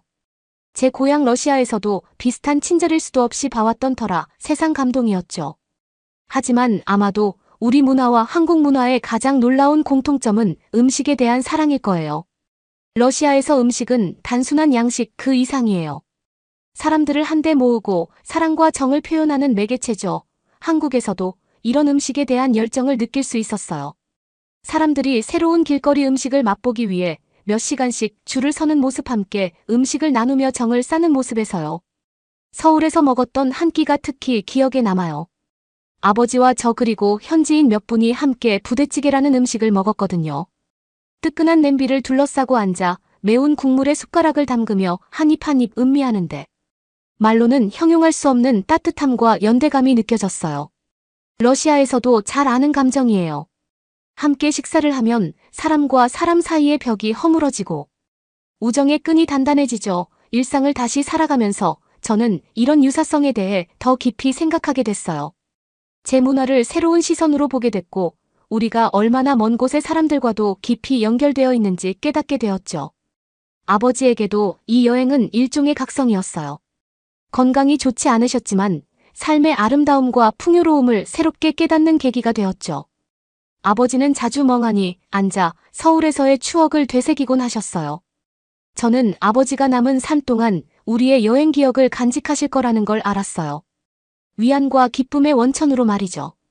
그리고 저 또한 우리가 함께 나눈 경이로운 경험과 부서지지 않는 유대를 평생 간직할 거라는 거요. 제가 건강이 더 악화되신 아버지의 침대 곁에 앉아 손을 잡고 있을 때 이번 아버지와의 여행을 한국으로 갔다 왔음에 너무 큰 감사함을 느낄 수 있었어요. 한국으로의 여정은 그저 여행 이상의 의미가 있었죠.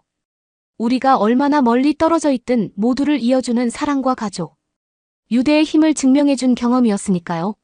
저는 제 아버지를 빚어낸 땅 러시아의 풍경을 바라보며 감사함을 느꼈어요. 한국에서의 추억이 우리에게 언제나 빛이 되어줄 거라는 걸 알았고 앞으로 어떤 도전이 기다리고 있든 그 교훈을 잊지 않으리라 다짐했죠. 가족의 사랑, 배려의 힘, 인간 정신의 저력, 이 단순하면서도 위대한 진리들이 우리를 한데 모아줄 거예요. 두려움과 오해로 가득한 세상 한가운데서도 말이죠.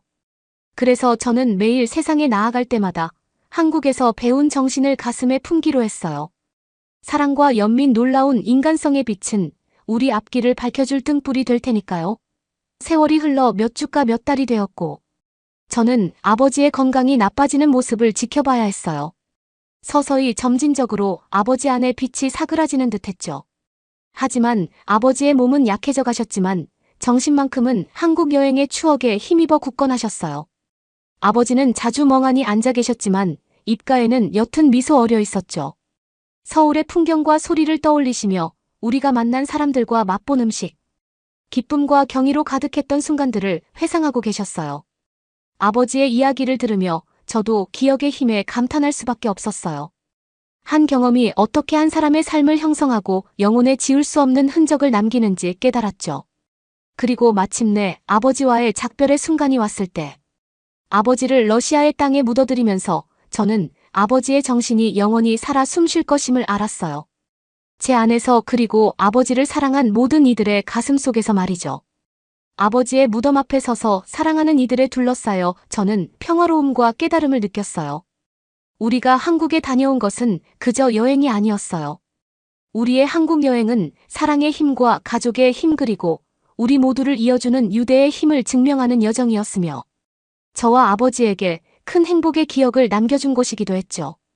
그리고 아버지와 이별을 하고 시간이 꽤 흐른 지금 저는 일상에 적응하기 위해 계속해서 노력하고 있어요. 저는 매일 아침 아버지와 지금도 인사를 하고 출근해요. 저희 집 문 앞에 크게 걸린 한국 청와대에서 찍은 아버지와 저희 행복한 사진에 인사를 하죠. 다녀오겠습니다. 아버지 사랑해요. 그 사진만 보면 가슴이 뭉클해지는 게 느껴져요. 그리움과 행복한 추억. 까지의 환한 미소와 한국에서 모든 순간이 생생하게 떠오르는 것만 같죠.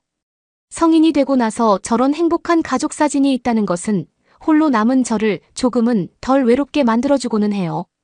아버지가 가끔은 함께 있다는 느낌도 들죠. 그리고 아버지의 마지막 제일 환한 웃음을 담았다는 것에 감사함을 느껴요. 한국 여행을 가지 않았다면 힘들었을 거예요. 아버지는 정말로 그곳에서 행복해 하셨으니까요. 그리고 사진을 자세히 보면 아버지는 저를 쳐다보고 계세요. 저는 아버지는 저를 쳐다보며 웃고 있죠. 언젠가 저도 아버지 곁으로 가게 된다면 저렇게 다시 쳐다보며 환하게 웃고 싶어요. 그리고 그 전에 저도 한국을 한 번 더 방문해 아버지와 함께 방문했던 곳들을 다시 가고 싶어요. 저에게는 너무나도 큰 의미가 있던 곳이니까요.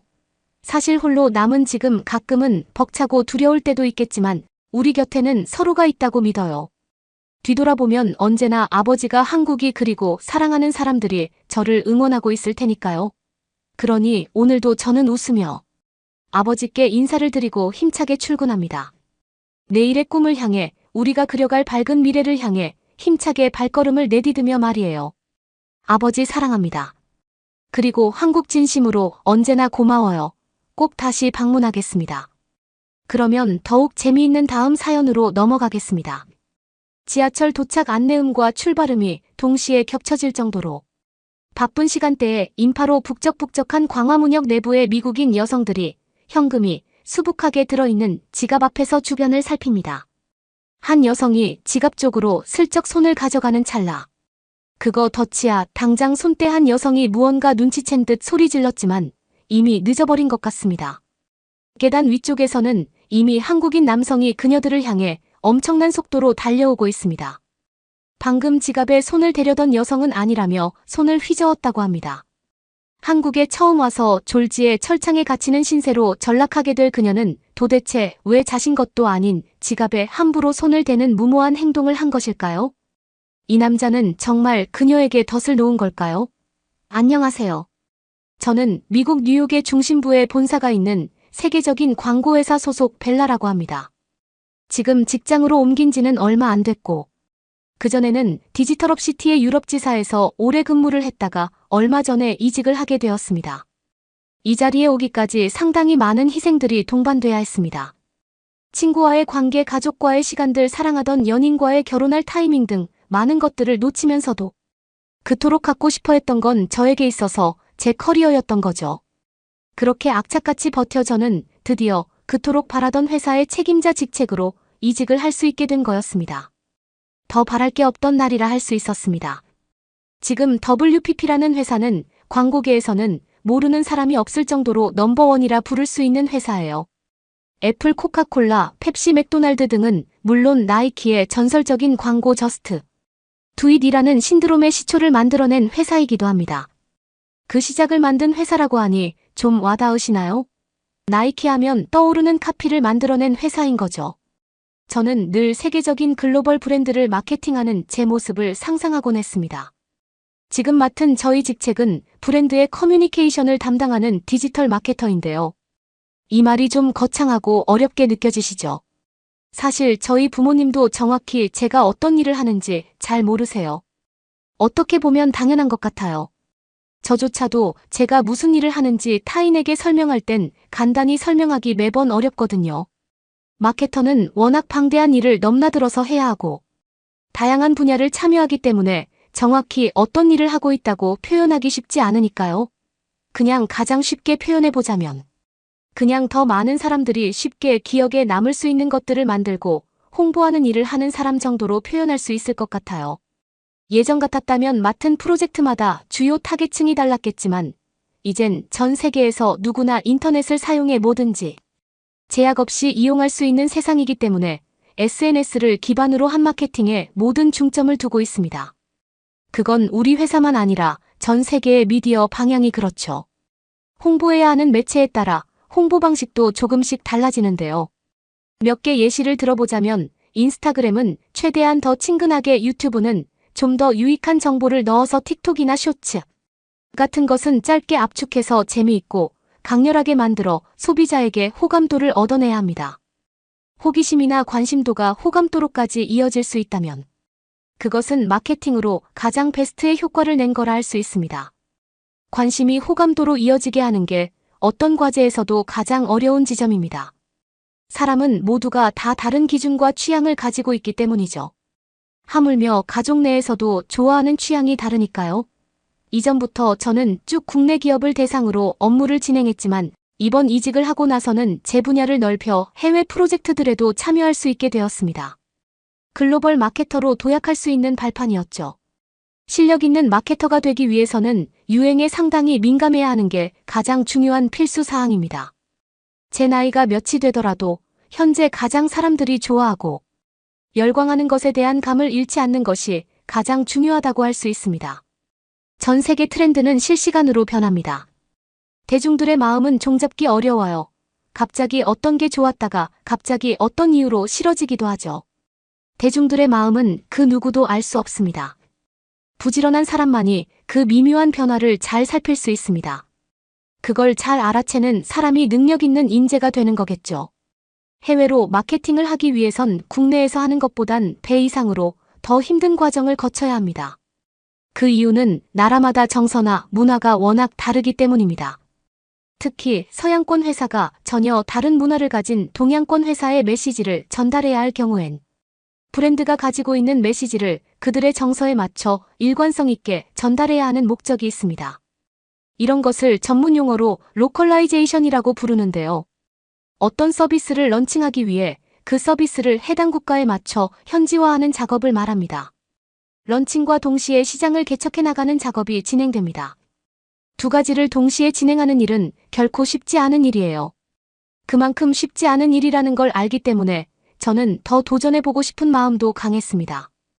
이번에 제가 맡은 프로젝트는 유럽 내에서 전문 배달 서비스의 런칭을 앞두고 있거든요. 막대한 자본이 들어간 사업이었습니다.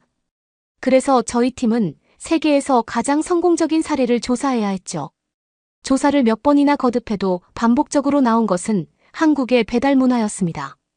한국에서 온 동료도 있었고 한국에 다녀왔던 동료, 한국에서 교환학생 경험이 있었던 동료도 있었습니다. 그들 모두 한국은 수년 전부터 이런 배달 시스템이 완벽하게 구축되어 있었기 때문에 우리가 지향하는 완벽한 롤모델에 가까운 레퍼런스라고 확신했습니다. 게다가 최근 한국의 영향력을 빅데이터 업체에서 받아보고 정말 경악할 정도로 놀라게 되었습니다. K-팝부터 영화, 드라마, 뷰티, 음식까지 모든 문화가 젊은 세대부터 기성세대를 장악해 가고 있었습니다. 오징어 게임, 기생충, 방탄소년단, 블랙핑크나 김밥, 비빔밥, 만두, 김치 같은 것들이 서양권 문화에 빠르게 흡수하고 있습니다. 곧 한국이라는 나라의 힘이 얼마나 대단해질지 상상할 수도 없는 세상이 되었습니다. 아무리 노력하는 사람도 좋아하고 즐기는 자는 이길 수 없다는 말이 있죠. 한국의 문화가 그렇다는 걸 깨달았습니다. 예전에 비틀즈의 노래를 듣기 위해 영어를 배웠던 것처럼 지금 한국의 모든 콘텐츠들이 한국어를 배우게 하는 견인차 역할을 하고 있었습니다.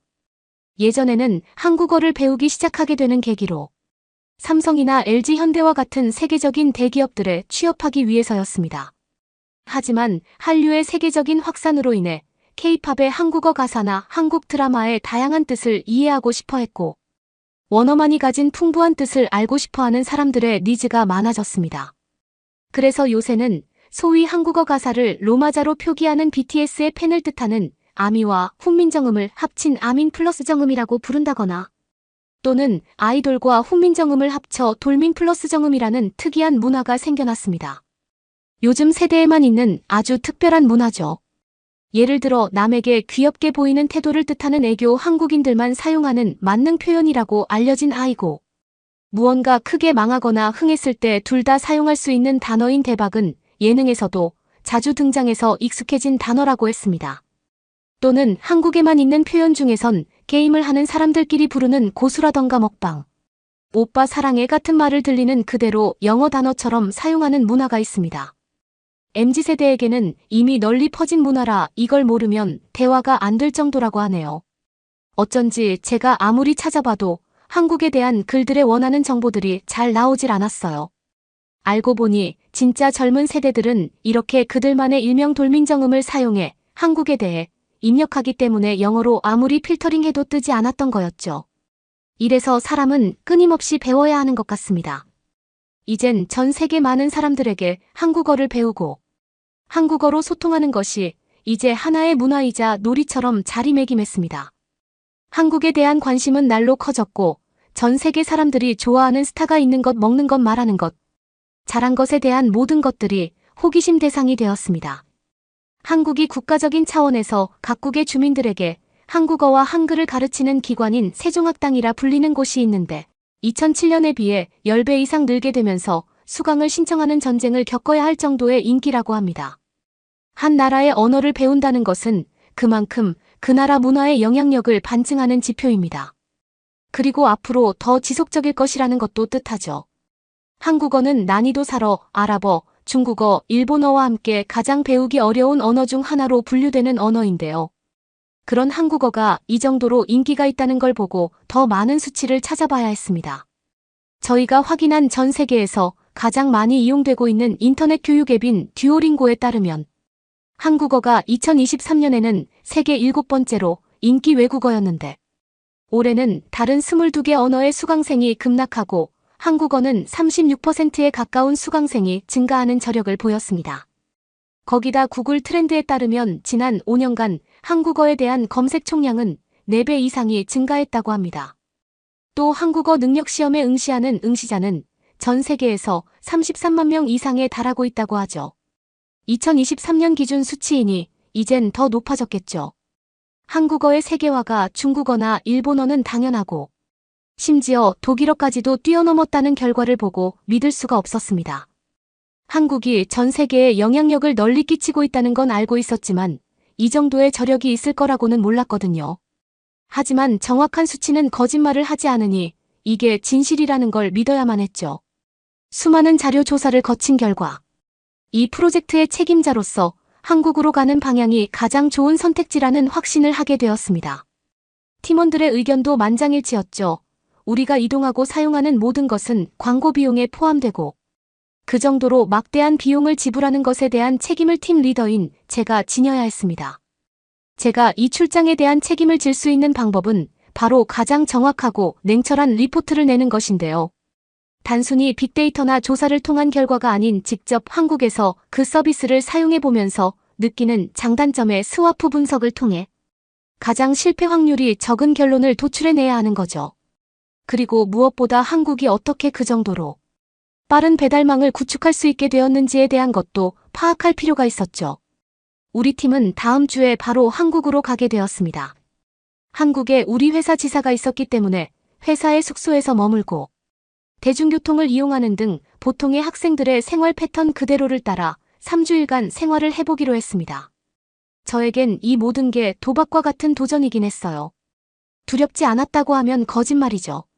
솔직히 그간 저는 뷰티나 패션 쪽으로만 일을 해오다가 이 정도로 예산이 큰 서비스에 책임을 맡은 건 처음 있는 일이라 기대보다 걱정이 앞섰습니다.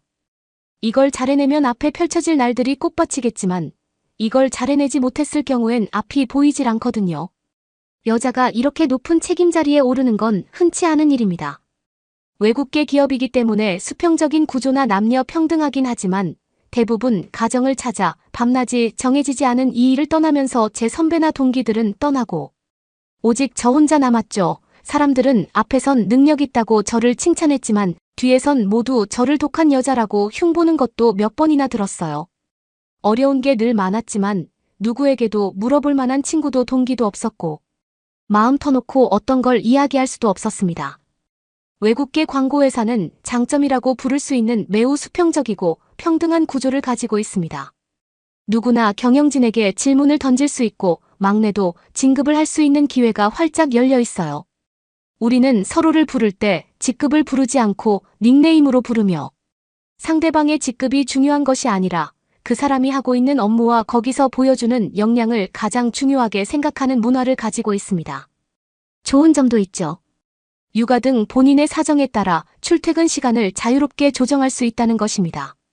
성과만 보여준다면 그 사람이 어디에서 뭘 하든 별로 신경 쓰지도 않습니다. 화상회의 시스템 등을 활용하면 되고 성과 중심 사회라고 생각하시면 됩니다. 이런 점이 어떻게 보면 워라밸이 좋다는 환상을 갖게 되는 원인일 수도 있겠습니다. 쉽게 이야기해서 일할 시간과 공간을 선택하는 자유를 주지만 그에 따른 결과나 책임은 개인에게 달렸다고 생각하시면 될 것 같아요. 이런 점이 어떻게 보면 너무도 공평하고 공정하게 들리실지 모르겠지만 버티는 사람 입장으로는 죽을 맛입니다. 매일 살 얼음판 위를 걷는 기분이죠. 개인의 실적이 좋지 않은 경우엔 개선이 되지 않을 거라고 판단해 냉정하게 그 인원에게 더 이상의 기회를 주지 않습니다. 어린 나이에도 승진의 기회는 항상 열려 있습니다. 하지만 승진이 생각보다 정말 쉽지 않습니다. 그리고 신입은 잘 뽑지 않고 경력 위주로 많이 뽑습니다. 그래서 10년 넘게 동일한 직급으로 유지되는 경우도 많습니다. 수평적인 기업 문화는 성과와 실적에 대해 더 혹독하고 냉정한 평가를 요한다는 걸 뜻합니다. 갑자기 사라져버린 재수 많은 직장 선배들을 봤습니다. 그러면서 더 독해질 수밖에 없었어요. 그래서 더 제가 힘든 걸 누구에게나 티낼 수 없는 그런 사람이 되어버리고 만 것 같아요. 우린 팀원이지만 팀이 아니었습니다. 모두 각 개인의 성과를 내는 개인에 가까웠죠. 그곳에서 살아남아야만 했어요. 그래서 저는 이번에 기필코 이 프로젝트를 성공적으로 끝내고 사람들에게 증명해내야겠다. 결심을 했어요. 진짜 저의 친구 같은 관계의 동료들은 아니었기 때문에. 비록 저의 팀원일지라도 그들과 있는 시간들은 저에게 부담스럽고 불편하게 느껴졌습니다. 한국으로 가는 길은 오랜만에 장거리 비행을 해서 그런지 쉽지가 않았어요. 어릴 때는 이렇게 먼 비행도 자신 있고 신나기만 했는데 아무래도 가벼운 마음의 여행이 아니어서 더 그랬던 것 같습니다. 회사에서 비즈니스 좌석을 끊어준다고 했지만 팀원들은 일반 좌석을 타는데 저 혼자만 타긴 왠지 미안한 마음이 들어 이코노미석을 타기로 한 게 큰 실수였나 봅니다. 그들은 20대 초반이었고 저는 30대이기 때문에 그 체력의 차이가 몸소 느껴졌으니까요. 결국 시간이 흘러 드디어 한국으로 도착을 하게 되었습니다. 어찌나 반갑던지 그 도착했다는 안내 소리가 노랫소리처럼 느껴졌을 정도예요. 일어나 드디어 스트레칭을 쫙쫙 허리를 펴고 목과 어깨를 돌렸습니다. 앞으로 펼쳐질 한국에서의 일정들을 무사히 마칠 수 있게 해달라고 팀원들이 아무도 모르게 살짝 기도도 올렸죠. 모태신앙은 없지만요. 아무나 제 기도를 들어주면 좋겠다는 마음으로요. 그동안 수많은 나라로 여행도 가고 출장도 가봤는데 한국으로의 여행은 처음이었어요. 뭐 휴가를 내는 것도 쉽진 않았으니 어쩌다 휴가가 생겼을 땐 상하이나 일본 동경에서 6한 여행을 다녀온 게 다였으니까요. 왜냐하면 제가 이전에 다녔던 디지털러시티가 일본을 기반으로 둔 광고 회사로 일본으로 가는 여행권이 자주 나오고 그에 관련된 혜택이 좋았기 때문입니다. 한국의 공항에 대한 이야기는 익히 들어 알고 있었습니다.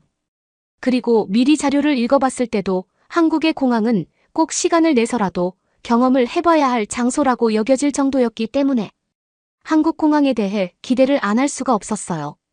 저와 팀원들이 처음으로 만나게 된 인천공항의 첫 모습은 마음속으로 기대했던 것보다 그 이상이었다고 표현할 수 있을 것 같습니다.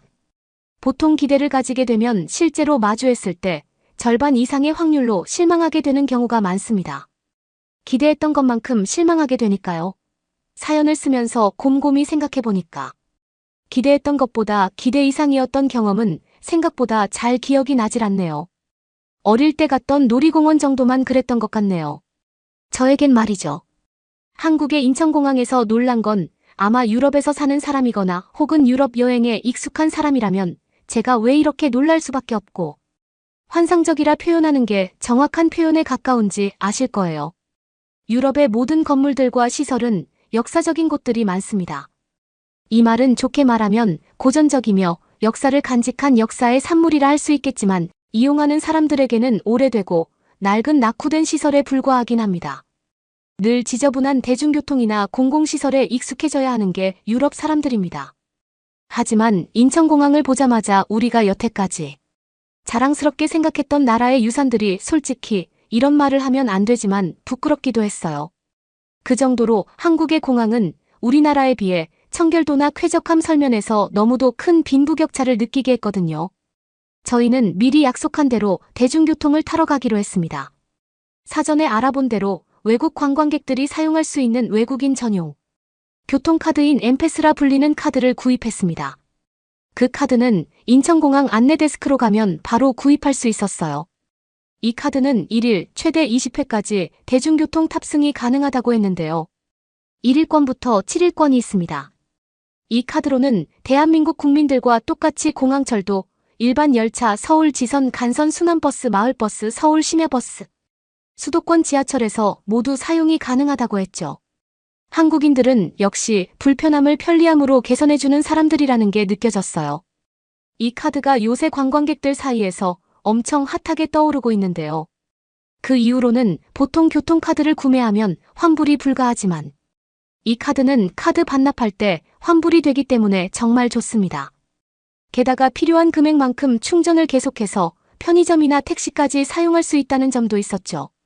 게다가 일반 외국인들이 일회용권을 사용할 땐 버스에서 지하철로, 지하철에서 버스를 이동할 때 환승이라는 혜택을 받을 수 없었는데 그 문제점에서 착안해서 고안하고 해결해낸 겁니다. 우리는 우리의 짐을 미리 알아봤던 짐 보관과 배달을 해주는 서비스를 신청해서 우리 숙소에 원하는 시간에 맞게 도착할 수 있게 했습니다. 유럽이었다면 상상할 수도 없는 시스템이었을 거예요. 아마 이건 사업적 측면으로 봐도 절대로 성공할 수 없는 아이템이라고 생각합니다. 유럽 전역에는 절대로 남에게 자신의 짐을 맡기거나 잠시 들어달라고 하는 일도 없습니다. 특히 이런 큰 터미널이나 대중교통 관광지에서는 더더욱 그렇습니다. 절대로 아무나 믿어서도 안 되며 한눈을 팔아서도 안 되죠. 하지만 한국을 다녀온 사람들이 하나같이 말하더군요. 한국이라 된다고 한국이니까 믿으라고 말입니다.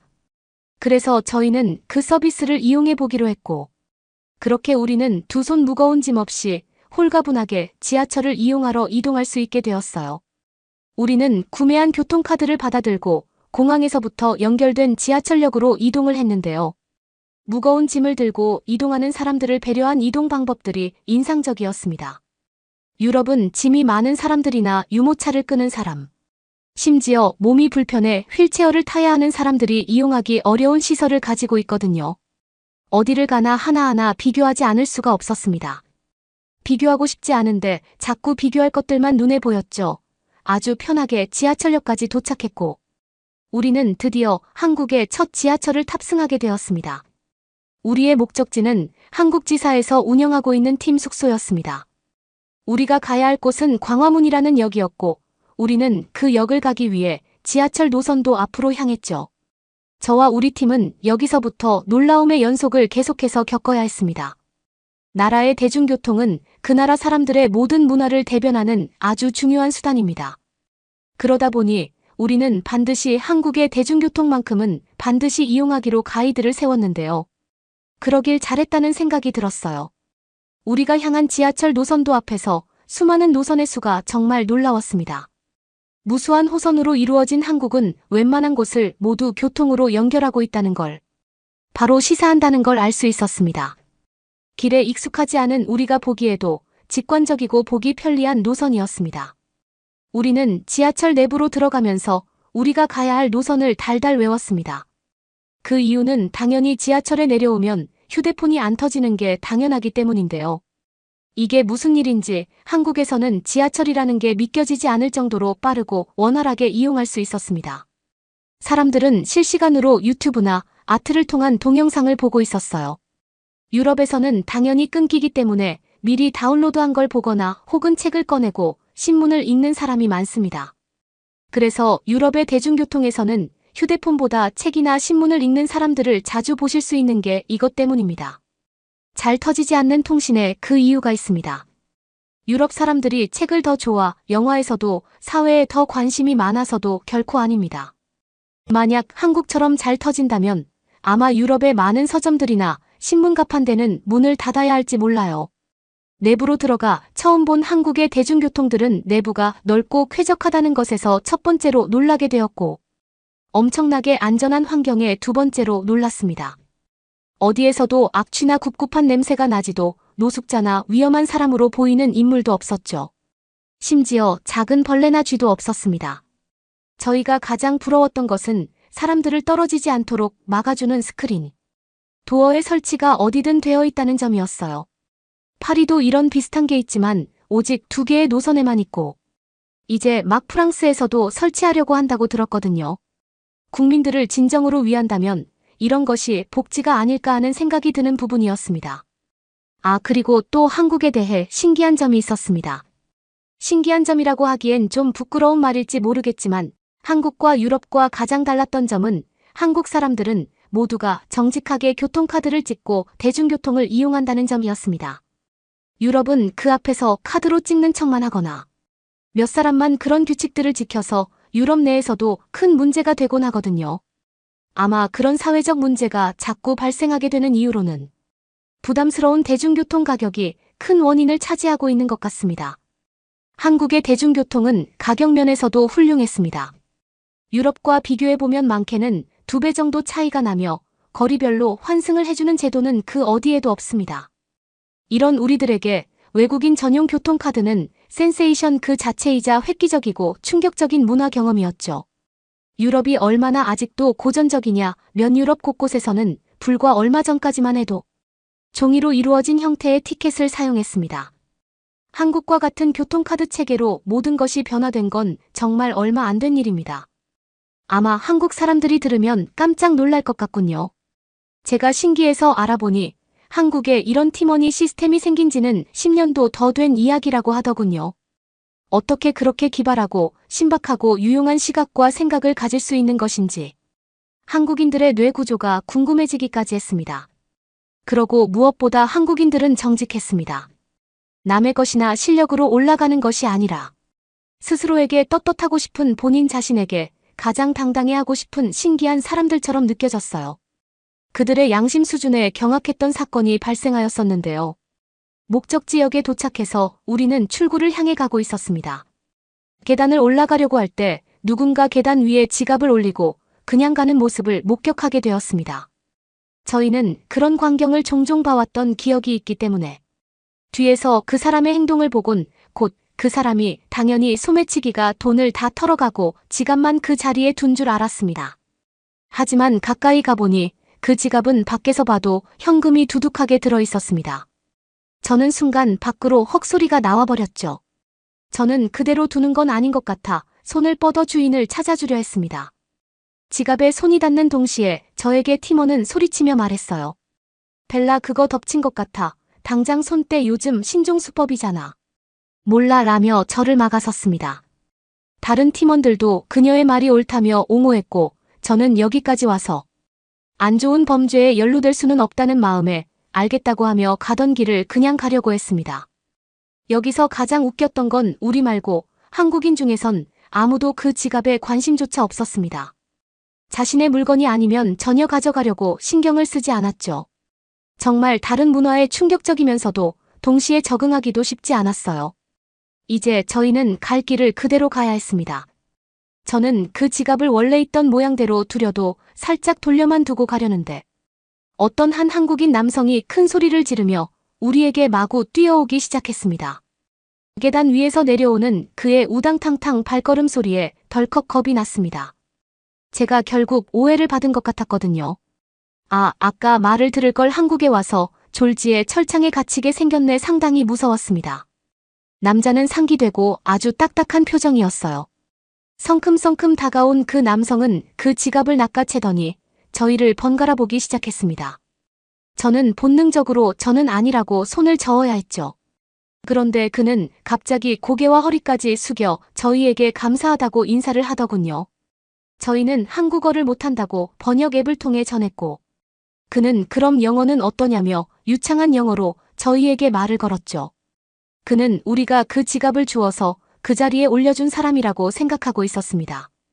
저는 앞에 가던 사람이 그랬던 것 같다며 역시도 그 사람을 소매치기로 의심했지만 사실 인사를 받아야 할 것은 그 사람이었던 것 같다며 이야기를 했죠. 알고 보니 그 안에 들었던 것은 그가 음악을 하는데 필요한 장비를 사느라 모았던 돈을 전부 현금으로 찾아 지금 중고로 거래를 하러 가는 중에 늦어서 뛰어가다 지갑을 잃어버린 거라고 했습니다. 어쩌면 이 남자의 꿈이 이 지갑 안에 몽땅 담겨 있었던 건데 한국 사람들은 단순히 지갑 하나를 주어준 것이 아니라 이 남자의 앞으로 인생까지 지켜준 것 같은 인상을 받았습니다. 저에게 그 경험은 어떤 순간보다 강렬하게 다가왔습니다. 그렇게 큰 일련의 사건을 겪은 강렬한 첫날을 시작으로 한국에서의 여정이 시작되었습니다. 한국의 우리 회사 직원들의 도움을 받으며 배달앱에 대한 여러 가지 경험을 쌓을 수 있었죠. 한국에서의 생활은 편리하다는 말로 모자랄 정도로 편리했습니다. 배달은 24시간 뭐든 원하는 걸 받을 수도 심지어 보낼 수도 있었습니다. 한국만의 다양한 퀵서비스, 지하철 서비스, 터미널 배송, 기차 배송 서비스가 존재했거든요. 특히 단 몇 시간 만에 도착하는 새벽 도착 시스템은 중독되어 버린 것만 같았죠. 저는 이런 서비스를 접목해 우리가 하고자 하는 사업 방향성에도 추가하면 좋겠다는 아이디어를 작성했습니다. 오히려 한국의 장점들을 우리나라로 가져가 현지화시키는 작업에 힘써야겠다는 확신이 들었습니다. 직접 체험하면서 리포트하는 작업이 거의 다 맞춰갈 때쯤 한국지사 팀원들과 마지막으로 한국식 회식이라 부르는 모임을 하기로 했습니다. 원래 유럽은 이런 문화는 거의 일절 참여하지 않기 때문에 없는 편인데 타국에서의 이색적인 경험이니 이번만큼은 모처럼 우리 팀 모두가 참여할 수 있었습니다. 생각보다 회식이라는 거 참여해보니까 즐거웠어요. 그리고 그들과 이야기하고 대화하며 저는 큰 사실을 깨닫게 되었습니다. 한국인들로만 이루어진 한국지사의 직원들은 우리나라의 직원들과 확연히 다르다는 걸 말이에요. 한국 사람들은 이상하게 상하관계나 한국의 표현으로는 선후배라는 개념이 존재했죠. 이름을 부르고 있지만 그 안에서도 묘하게 그 차이가 있었어요. 수직적인 그들의 사이에 있으면 수평적인 우리가 훨씬 더 좋아 보여야 하는 게 제가 생각했던 이론상으로는 맞는 이치였거든요. 그런데 실제로 그들 사이에서 우리들과 한국 팀들이 나란히 있으니 말할 수 없는 어떤 비교가 되었습니다. 그들 사이에서 외로움을 느꼈죠. 한국 사람들은 뭐라 할까 이끌어주고 서로를 믿고 따라가는 멘토와 멘티 같은 문화라고 해야 할까요? 이렇다 할 정의를 할 말이 여전히 떠오르지 않네요. 수직적이어 보이기도 하지만 이상하게도 그들의 사이는 끈끈해 보이기도 했어요. 후배라는 사람이 힘들어 보이는 순간마다 조용히 듣던 선배라는 사람은 그 후배가 해결해 나갈 수 있도록 여러 방법들을 제시해주고 여러 갈래를 알려주더군요. 늘 어디로 가야 할지 몰라 길을 잃은 것 같은 채 방황했던 저에게는 단 한 번도 저런 나침반 같은 존재가 없었거든요. 꽤 긴 사회생활을 하면서도 단 한 번도 받아보지 못했던 그들의 모습에 솔직히 적잖은 충격을 받았습니다. 우리 팀원들은 그런 한국인들의 태도를 이해할 수 없다고 했어요. 어차피 모두가 경쟁자인데 왜 저렇게 잘해주는지 가식처럼 느껴진다고 하는 사람도 있었죠. 하지만 저는 알 수 있었어요. 말 속에 그들의 진심은 저처럼 부러워하고 있다는 걸 말입니다. 저도 제 팀원들 나이 때는 애써 저렇게 말하곤 했거든요. 한국에서의 시간은 너무도 색다르고 즐거워 시간이 가는 줄도 모르고 출정 일정을 순식간에 보내게 되었습니다. 다시 회사로 돌아와 우리 팀은 리포트를 작성하며 성공적으로 한국이란 나라가 누리고 있는 막강한 서비스와 인프라에 대한 프레젠테이션을 성공적으로 마쳤습니다. 실제로 저희가 지내보면서 느낀 것들이라 데이터로만 보는 것과는 압도적이게 차이가 있었죠. 그래서 이번에 저희에게 이 기획을 맡긴 회사에서는 한국지사에 있는 한국인 직원들을 본사로 발령을 요청해 유럽에서 한국처럼 유용하고 편리할 수 있게 하려면 어떤 문제들을 개선해 나가야 하는지 함께 방안을 짜고 마케팅 전략을 수립해 세워갈 예정입니다. 그리고 그들이 이번에 제 팀원들로 오게 된다면 저는 한 번 더 한국식 회식을 해볼까 생각하고 있어요. 그리곤 만약 예전에 연약하던 저처럼 힘들어 보이는 팀원이 있다면 망설이지 않고 다가가 제가 그맘때쯤 느꼈던 마음을 함께 공유하고 앞으로 나아가는 힘을 내라고 이야기하고 싶네요. 저에겐 나침반이 되어줄 수 있는 사람이 아무도 없었지만 상관없어요. 이젠 제가 그런 사람이 되어주면 된다고 생각을 바꾸게 되었으니까요. 여러분도 사회에서 만난 사람에게 질렸거나 혹은 상처를 받으신 경험이 있으시다면 꼭 한국으로 여행을 다녀와 보시길 바랄게요. 아주 특별한 그곳은 어떤 것이든 무조건 당신에게 무언가 깨닫게 해줄 거거든요.